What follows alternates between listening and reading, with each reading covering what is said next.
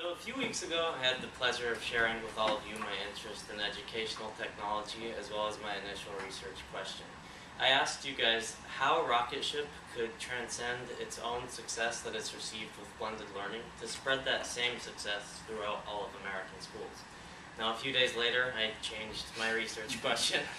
I realized that trying to generalize based off of one San Jose school to all of America's schools was just a bit more than I could chew, and as a result, I specified my question.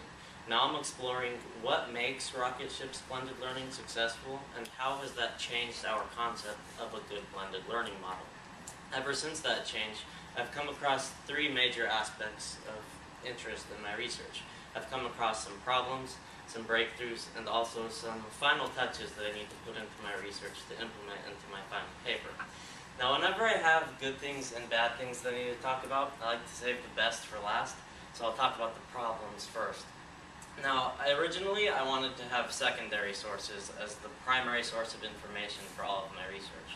The problem with that, however, is that rocket ship is just too young for me to find many secondary sources. From books to journal articles and more, not much exists on rocket ship, so right now my case study has actually become a case study in the purest sense of the word.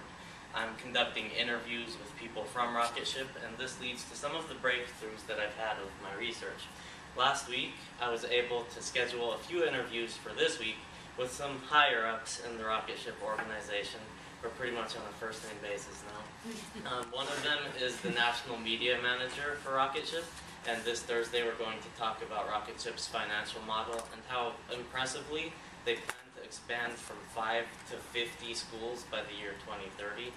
Additionally, I'm going to be touring the school on Thursday morning, but the true breakthrough that I had was that last Friday I interviewed a principal from one of the Rocket Ship schools. His name is Drew Saratory, and he really helped me to isolate some of the aspects of research that I need to continue on over the next few days. Previously, I believed that rocket ship was just defined by its blended learning model, but Drew helped me to understand that the parents and also the teacher training at rocket ship is really important. As Eric was talking about, teacher training really makes a phenomenal difference in a lot of schools, and that's especially true at rocket ship. So I do need to spend some more time researching that over the next few days. All in all, I realized that those two aspects are a lot for me to cover with the remainder of my research.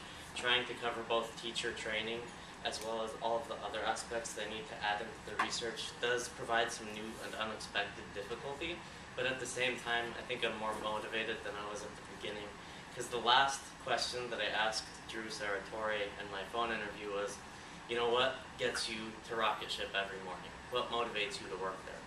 And his answer was pretty simple. He said, the smile on the kids' faces. And for me, that was really a motivating factor, because one day I hope to work within the field of educational technology as well as blended learning. So although I know that these additions may be difficult, I too am doing it for the smile on the kid's face. And thank you for listening to the current progress of my research. Thank you.